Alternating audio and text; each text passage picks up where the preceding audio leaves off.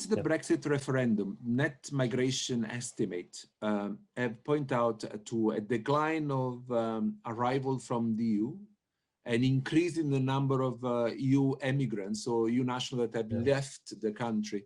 But also interestingly, also an increase in net migration overall, with non-European nationals coming in larger number than before the referendum. So in many ways, this is a contradiction with the, the pledge that the Brexit referendum was a way of controlling the borders or stopping my immigration. How can we explain it? I mean, this is the great British Brexit swindle, right? That obviously it was very unlikely that the British economy was going to shift to some kind of self-sufficient mode in terms of its demand for migrant population, if you like. I think there's obviously been a certain effect of opening perhaps beyond Europe in the context of the Commonwealth and kind of post-empire. Thinking of also this kind of potential opening to Hong Kong migrants, which is kind of extraordinary potential replacement in a way for the EU accession migrations. It's no surprise in a way that Britain might continue to look for, it has a voracious appetite in some sense for these mobile populations, I think, economically. But of course, without EU citizenship, it's a lot easier to set up migration schemes that are much more like indentured labor, selective in very contained ways, and that maybe fit other kinds of geopolitical preferences. I suppose the one part of it that is the swindle part is precisely the fact that the moment Brexit is done, a massive amount of effort is put into reducing immigration as a salient issue, and the narrative completely changes from the government. Another side of the story, which I always found was a bit problematic, was in the Remain campaign, and also among the EU nationals sort of advocacy group, there was always this argument that the EU national were irreplaceable. The NHS rely on EU nationals and the public services rely on nationals. So in reality, what we're seeing, is while there is still difficulties in recruitment in some areas, it's a replacement that happening. So what we're seeing now is a new migration, age of migration, which is linked to a new emerging geopolitics of Britain that look at the world. So you get people coming from countries where we want to do trade deals. So we have to look under what conditions do different migrant groups come, and I think recruitment schemes are different to recruitment schemes are not freedom of movement. Recruitment schemes are managed migration of a certain kind that often is restricted in terms of the path that it gives to people. I think I don't think it's a great step forward for Britain to end up with the kind of alphabet soup of visa categories that you have in the US, for example. If that's the model, and we also know that the back end of this is that there's going to be increasing undocumented migration. If the model is to allow enterprises and businesses to source their migration by other means outside of the legitimate labour market, that's also going to be a possibility. I think one has to be concerned about it in the context in which the positive narratives that we have once had in Britain, I think, about accommodating global diversity and about transnational and diasporic forms and other things that came under the heading of multiculturalism. I think without certain sorts of narratives, what really do we have? We have a kind of integrationist national kind of idea that these people can come and become British as long as they're good British and the right kind of British, and all the things that are associated, I think, with integrationist thinking that has it's very difficult not to see it as a big step back, and also implausible, I think, you know, in the regional context of Europe as well. Do you think that, I mean, this idea of the good citizen and the good migrant, that in many ways we don't want good citizens? I mean, to some extent, you can define a lot of the EU citizens who were living in the country, middle class, contributing, you know, actually from one way, I mean, from our research, what comes out that the people that didn't apply for British citizenship were the ones that were feeling more comfortable with their position in the British society. You know, this idea of naturalization as a defensive mechanism rather than a way of acknowledging that I'm now part of society. Actually came at, from our research is emerged clearly that particularly among the Western Europeans, the naturalization is mostly a response to a perceived threat to their position status. But what seems interesting is that group that was very well integrated, it then became threatening. And in a sense, we want the migrants in because they got, as you point out, they got less rights, less entitlement. They are more sort of disposable, and they are more sort of, and this is also the same argument that's in a sense say that you want to have some of your workforce with the precarious legal status because make them more exploitable in many ways. You can pay less, etc. So it's quite interesting how there is this almost this gap between a rhetoric of the good citizen, the good migrants, and also a reality of what we're actually looking for in terms of from the people coming from outside.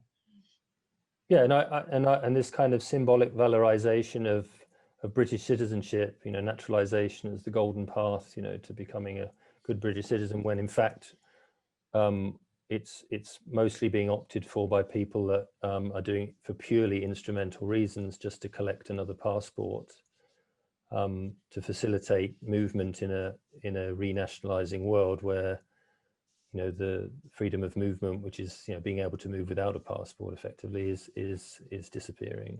Again, we're talking about selection and stratification when you know, we might have simply been talking about something that was more like a true citizenship, which is the right, you know, the right of everybody equally to choose to move or to move freely. Adrian, going back to your initial work on the philosophies of integration, that was seminal work that really linking up the idea of migrant integration to model of nation, of idea of nation, ideologies of nation that has reflects on the way that others can integrate it. In what ways you think what is happening with Brexit, with the EU citizenship, is informing or your thinking around integration? And what other kind of scholarly sort of work is informing your think of the concept of integration? Philosophies of integration kind of ends with an attempt to kind of look at the impact of the EU on the French and British models, and obviously I've reached a point at the end of that book where I'm talking about the pathologies of British modes of citizenship and French modes, and the kinds of issues that they're leading to, and how the EU's posing new questions, and it's on the kind of cusp of transnationalism and superdiversity and so forth emerging. A few years after that, to start thinking a bit more reflexively about how integration, you know, was being used and emerging as the dominant kind of progressive framework for thinking about post-immigration politics, and increasingly pointing out its negative, you know, the negative features that we've been discussing really all through this interview. And I think I probably felt, you know, around 2015 or so that somehow the message hadn't got through, or that, you know, it kind of got subsumed into the methodological nationalism debates, whereas I think there was something distinctive there about integration nations. And at that point, you know, a new literature suddenly emerges. So you get Willem Schinkel's work on imagining societies. Janine de Hinden is writing interesting things on you know, challenging migranticization and conceptions of integration.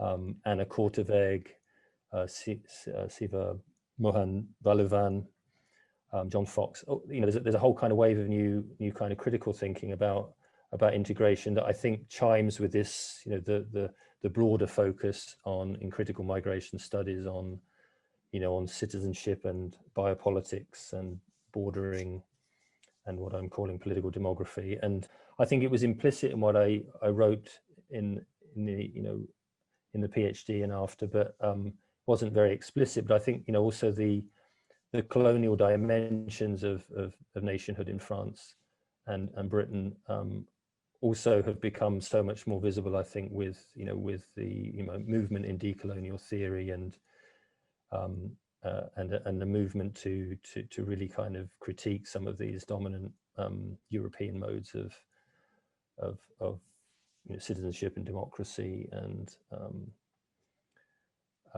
and possibly some of challenging some of the the kind of universalisms of the global era. Cannot avoid posing the big question about how all of this relates to global inequalities. The fact that citizenship as nationality has become the dominant stratifying force in the world in terms of global inequalities, and I think we need to put integration into the heart of that and say, well, integration, when it works, yes, it can it can work for migrants who are lucky to follow that path and become full citizens, but we really need to look at what its effects are on the people left behind, the people who don't have access to migration, who aren't able to settle, or are the wrong kind of migrant in the first place, or the people back home in the sending countries. Integration for the few is exclusion for the many, almost inevitably, and that's how citizenship works, as a club membership that valorizes certain nationalities against others. Just restating it in those terms, I think then makes very vivid the issue of what kinds of alternatives are there with migration and mobility that might make a difference to global inequalities. Obviously, I think transnational scholarship always had that at its heart. I think the attempts to think about migration and development during the 90s and 2000s were also pushing in that direction. But obviously, a lot of that has gone wrong, in a sense. I mean, or the aspects of that were still tied up with neoliberalism, with global polarizations, and kind of selective migration regimes and so forth have left us now in a world where the future seems to be, well, we better concentrate on getting it right within the nation state, because the rest of the world is there's nothing we can do about it now. And that's very worrying, because we also know increasingly, I think, through historical accounts, that things like the great achievements of national citizenship, of national welfare states, were also built on the back of colonialism, exploitation, and a racialized hierarchy of populations and so forth. So for me, integration is kind of at the center of this, because if our conceptions of society are still based on conceptions of national integration, we're never going to get a vision of what a globally integrated world might look like.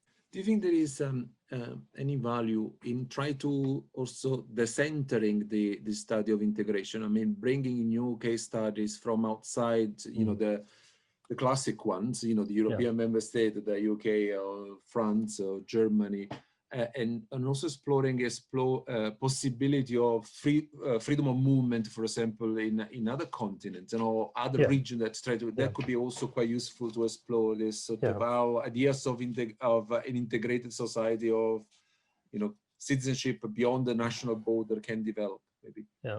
Probably the kind of stress on the uniqueness of the EU is always overstated, in the sense that freedom of movement does exist in other contexts. I think there's a lot to be learned even from internal freedom of movements in societies that have had spatially restricted regimes that change and allow people to move, such as China, or even the comparison with the US, always with the EU.